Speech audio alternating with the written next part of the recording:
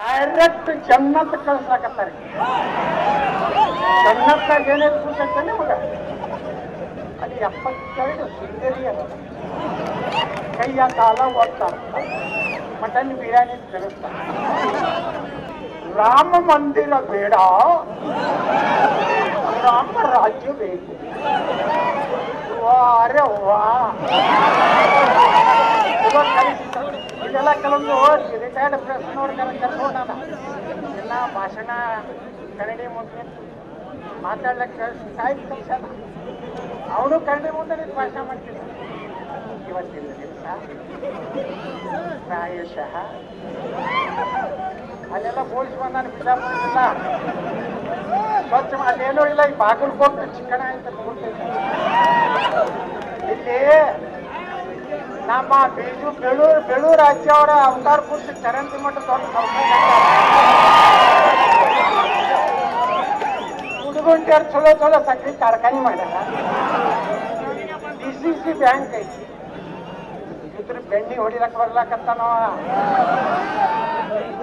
ಇಲ್ಲಿ APMC ಐತಿಲ್ಲ, ಇಲ್ಲಿ ನಿಮ್ಮ ಬಜಾರ್ನಾಗ ನಮ್ಮ ಬಿಜಾಪುರ್ನಾಗ ಏನ್ ಮಾಡ್ಯಾಂಗ ಕೊಡ್ತೈತೆ ಮೊನ್ನೆ. ಪಾಪ 4-5 ಕೂಡ ಇರ್ತಾವ ವ್ಯಾಪಾರಸ್ಥರು. ಇವತ್ತಟ್ಟು ವ್ಯಾಪಾರ ಹೆಚ್ಚಿಲ್ಲ.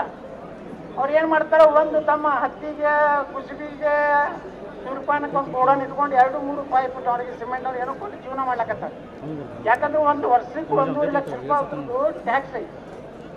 ಪಾಪ ಒಂದು 25-30 ಸಾವಿರ ರೂಪಾಯಿ ತಿಂಗಳ ಬರಂಗೆ ಮಾಡ್ಕೊಂಡ್ರೆ ಮೊನ್ನೆ ಎಲ್ಲರಿಗೂ ನೋಟಿಸ್ ಕೊಟ್ಟು ಇವೆಲ್ಲ ಏನು ಬಾಡಿಗೆ ಕೊಟ್ರಿ ಎಲ್ಲ ಖಾಲಿ ಮಾಡಬೇಕು, ಖಾಲಿ ಮಾಡಿದ್ರೆ ನಿಮ್ಮ APMC ಲೈಸೆನ್ಸ್ ಕ್ಯಾನ್ಸಲ್ ಮಾಡ್ತೀನಿ ಅಂತ ಹೇಳಿ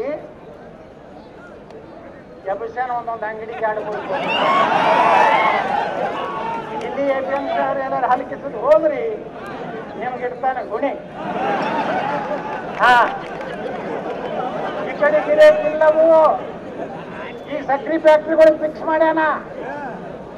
2,500 ಟನ್ ಇದ್ರೆ 50 लाख, 5,000 ಟನ್ ಕ್ರಷಿಂಗ್ ಇದ್ರೆ 1 करोड़, 10,000 ಟನ್ ಇದ್ರೆ 2 करोड़. 120 ಫ್ಯಾಕ್ಟ್ರಿ ಹೋದ ನಮ್ಮ ರಾಜ್ಯದಾಗ 120 करोड़ ತಂದ. 25 करोड़ ಅಲ್ಲಿ ಬಂದ.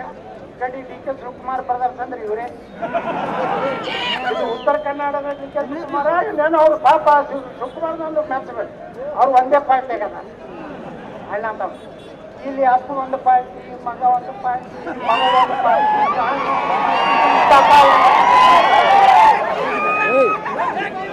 ಏನ್ ನಾಟಕ ಕಮ್ಮಿ ಜಾತ್ಯಾತೀತ ಅಂತದಾಗಿಲ್ಲ, ಅದು ಡಿಮಾಂಡ್ ಕಡಿಮೆ.